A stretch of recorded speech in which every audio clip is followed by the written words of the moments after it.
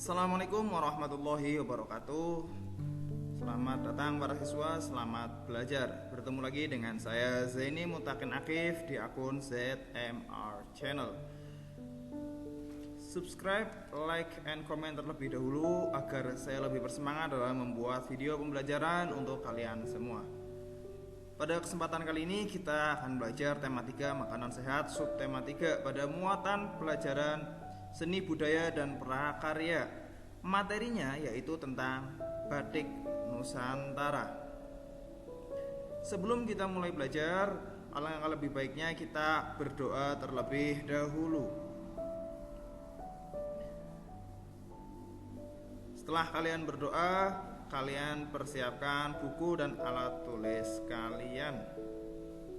Kemudian simak dan perhatikan baik-baik video penjelasan berikut ini mengenai batik Nusantara.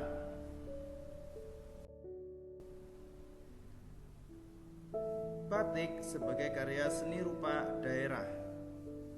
Berbagai bentuk kesenian Nusantara yang ada sekarang ini merupakan budaya masyarakat yang sesuai dengan adat istiadat serta kondisi lingkungan di wilayah masing-masing.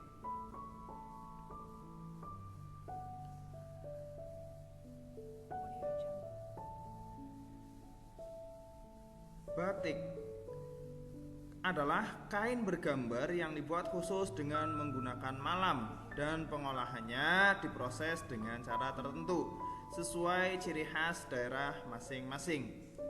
Kita tahu Indonesia adalah negara yang sangat kaya. Setiap daerah di Indonesia pasti mempunyai batik dengan ciri khas masing-masing. Ada yang ciri khasnya burung untuk menandakan bahwa daerah tersebut banyak dihuni burung tertentu. Dan masih banyak daerah-daerah lain di Indonesia yang mempunyai ciri khas masing-masing. Ciri-ciri karya seni batik. Seni batik di Indonesia dibedakan menjadi dua. Ada batik tradisional, ada batik modern. Ciri-ciri batik tradisional: coraknya memiliki makna simbolik. Jadi setiap corak itu memiliki makna yang tersirat di dalam goresan-goresan yang ada di batik tersebut. Umumnya bermotif ular, pagoda, geometris, barong. Warna cenderung gelap, hitam, coklat kehitaman, atau putih. Ini adalah warna khas pada batik tradisional. Kemudian motif batik merupakan ciri khas daerah asal. Misalnya di Bali terkenal dengan tarian barong, maka di Bali ada batik barong. Nanti di penjelasan berikutnya akan ada penjelasan batik. Yang kedua, batik modern. Batik modern mempunyai ciri-ciri antara lain coraknya tidak memiliki makna simbolik khusus. Jadi tidak punya makna khusus di dalamnya, tidak punya simbol di dalamnya, hanya coretan-coretan biasa. Jadi tidak punya arti khusus. Umumnya bermotif tumbuhan dan rangkaian bunga. Ya, ini pada umumnya tumbuhan, kemudian bunga yang tidak memiliki simbol khusus. Warna cenderung bebas, biru, merah, atau ungu. Pada umumnya warna yang digunakan adalah warna-warna yang cerah sesuai dengan keinginan pasar. Kemudian yang terakhir adalah motif batik bukan merupakan ciri khas dari daerah asal. Jadi motifnya bebas. Ini adalah ciri-ciri batik tradisional dan ciri-ciri batik modern.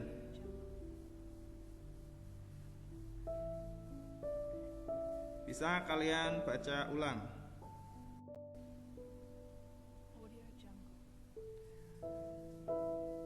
Ini merupakan contoh batik tradisional. Ini adalah contoh batik Megamendung khas dari Cirebon. Kemudian ini adalah 7 rupa Pekalongan. Ini juga batik tradisional. Kemudian ini ada Bali yang merupakan batik Barong. Jadi setiap daerah di Indonesia itu memiliki ciri khas batik masing-masing.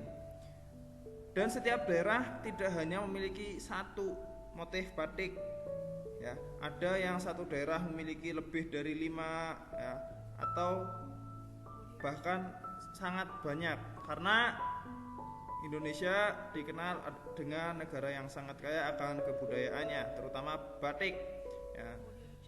Contohnya Pekalongan. Pekalongan dikenal sebagai kota batik atau World City of Batik.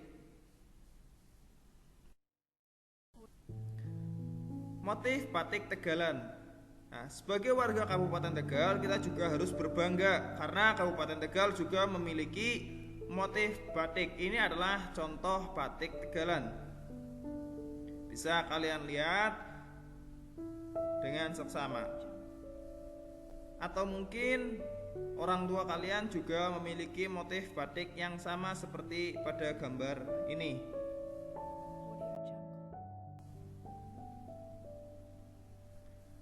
Berikutnya motif batik tradisional. Mohon maaf, batik modern. Nah, ini adalah motif batik modern dari Banten, ya, dengan corak tumbuhan.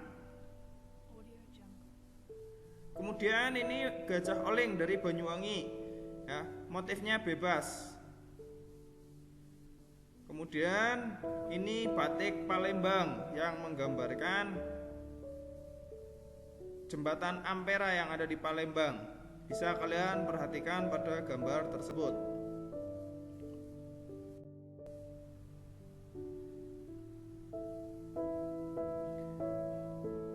Berikutnya juga ada contoh. Ini batik tradisional dan batik modern. Teknik pembuatan batik. Jadi dalam membuat batik itu ada beberapa teknik yang bisa kita pergunakan. Ada teknik tulis, teknik cap, teknik cetak atau sablon. Pada teknik tulis ini biasanya memakan waktu yang cukup lama dan biasanya harganya dibanderol dengan harga yang mahal karena memang proses pembuatannya cukup lama dan memakan waktu. Kemudian ada teknik cap, teknik cetak atau sablon. Ini biasanya cepat karena menggunakan cetakan yang sudah ada, tinggal dicetak di atas kain yang sudah disediakan.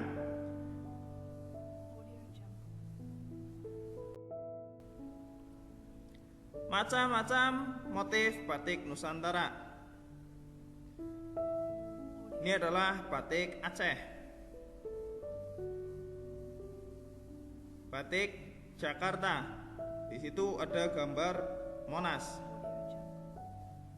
Batik Cirebon. Jadi Cirebon itu bukan hanya Megamendung, tapi ada juga motif yang lainnya. Seperti tadi saya sampaikan bahwa setiap daerah memiliki lebih dari satu, bahkan ada yang lebih dari 5. Kemudian ada batik Riau.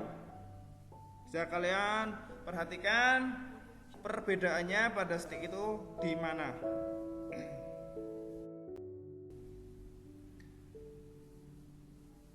Batik Solo, batik Yogyakarta, batik Tegal, batik Pekalongan. Nah, ini adalah batik-batik yang ada di Provinsi Yogyakarta dan Jawa Tengah, memiliki ciri khusus.